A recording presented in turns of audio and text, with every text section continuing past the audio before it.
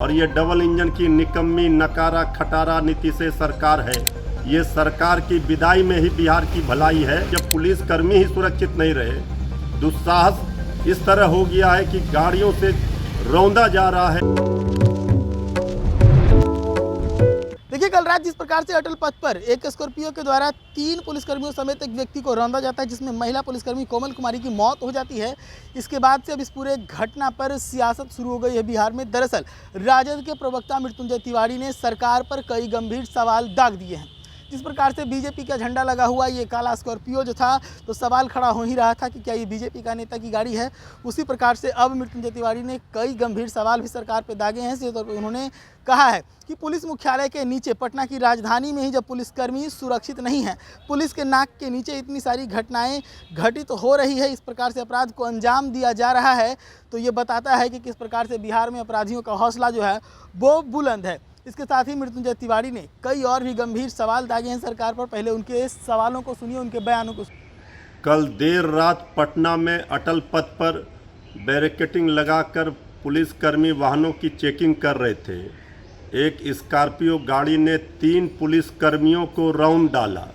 जब उस गाड़ी को रोकने का प्रयास पुलिसकर्मियों ने किया तो उसमें एक महिला कांस्टेबल की मौत हो गई है। ये आखिर बिहार में हो क्या रहा है? 2 लोगों को पुलिस ने गिरफ्तार किया है, हिरासत में लिया है, लेकिन जो असली चालक हैं, मुख्य आरोपी, वो अभी भी पुलिस के गिरफ्त से बाहर हैं। इतना बड़ा दुस्साहस, पुलिस कर्मियों को चेकिंग के दौरान रौंद डाला वाहन से। ये बिहार में पूरी तरह से अपराधी राज कायम हो गया है। ये बता रहा है कि अब तो वर्दी वाले पुलिस भी सुरक्षित नहीं रहे। और ये हाल है बिहार की राजधानी पटना का, जहां सरकार के नाक के नीचे, पुलिस मुख्यालय के नाक के नीचे ये सब हो रहा है। अब तो पुलिसकर्मी भी सुरक्षित नहीं रहे। ये क्या हाल कर दिया है? बिहार में अपराधियों का बहार हो गया है। और ये डबल इंजन की निकम्मी नकारा खटारा नीति से सरकार है। ये सरकार की विदाई में ही बिहार की भलाई है।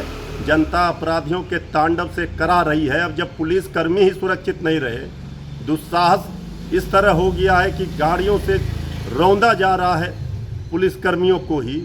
ये बिहार महाजंगल राज में तब्दील हो गया है। तो सुना आपने किस प्रकार से मृत्युंजय तिवारी ने गंभीर सवाल करते हुए सरकार से पूछा है कि जब पटना में ही पुलिसकर्मी ही सुरक्षित नहीं है, तो आम जन यहाँ पर सुरक्षित कैसे होंगे। मैं आपको बता दूं कि लगातार बढ़ते हुए अपराध को लेकर महागठबंधन के एक घटक दल और एक नेता सरकार को घेरते रह रही है इस वक्त। जिस प्रकार से लगातार पटना में घटनाएं शामिल हो रही हैं, कभी दोहरे हत्याकांड, कभी 13 हत्याकांड, और उसके बाद जिस प्रकार से ये बड़ी सड़क दुर्घटना जो है, जिसको कह सकते हैं कि एक वारदात ही कह सकते हैं कि ओवर स्पीडिंग करती हुई एक कार जो है, स्कॉर्पियो जो है, वो आती है और चेकिंग कर रही पुलिस के ऊपर जिस प्रकार से टक्कर मारती है, ये कह सकते हैं कि एक बड़ा अपराध ही है। अब सरकार जो है वो लगातार इन मामलों पर घिर रही है। अब देखने वाली बात है कि इस पर सरकार की तरफ से या फिर सरकार में शामिल पार्टियों की तरफ से क्या जवाब आता है।